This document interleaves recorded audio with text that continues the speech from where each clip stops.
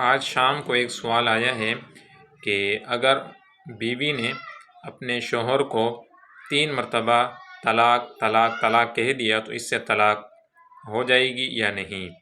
تو یاد رکھیں کہ طلاق دینے کا حق شریعت نے شوہر کو دیا ہے، عورت کو طلاق دینے کا حق نہیں ہے۔ ہاں، اس کی صورت یہ ہو سکتی ہے کہ جو شوہر ہے وہ بیوی کو طلاق دینے کا اختیار دے دے، تو پھر ایسی صورت میں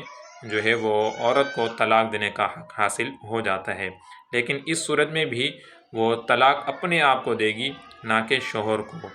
یعنی اختیار ملنے کے بعد اگر اس نے شوہر کو کہا کہ میں تمہیں طلاق دیتی ہوں طلاق دیتی ہوں طلاق دیتی ہوں، تو ایسی صورت میں ایک طلاق بھی واقع نہیں ہوگی۔ تو طلاق کا اختیار ملنے کے بعد بھی اس نے اپنے آپ کو دینا ہے کہ میں اپنے آپ کو طلاق دیتی ہوں طلاق دیتی ہوں، یعنی جتنی طلاق کا اختیار اور جس طرح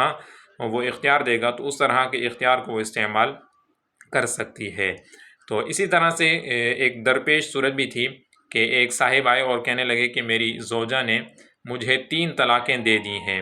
تو کیا اب ہمارا نکاح باقی ہے یا نہیں؟ تو انہیں بتایا گیا کہ اولاً تو جو طلاق دینے کا حق ہے وہ مرد کو ہے، اور اگر آپ نے بالفرض طلاق کا اختیار بھی دیا ہوا تھا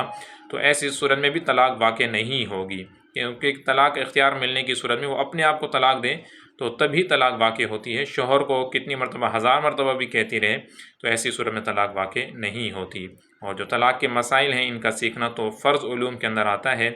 تو اللہ تعالیٰ کی بارگاہ میں دعا ہے کہ مالک کریم عز و جل تمام مسلمانوں کو ان چیزوں کا علم حاصل کرنے کی توفیق عطا فرمائے۔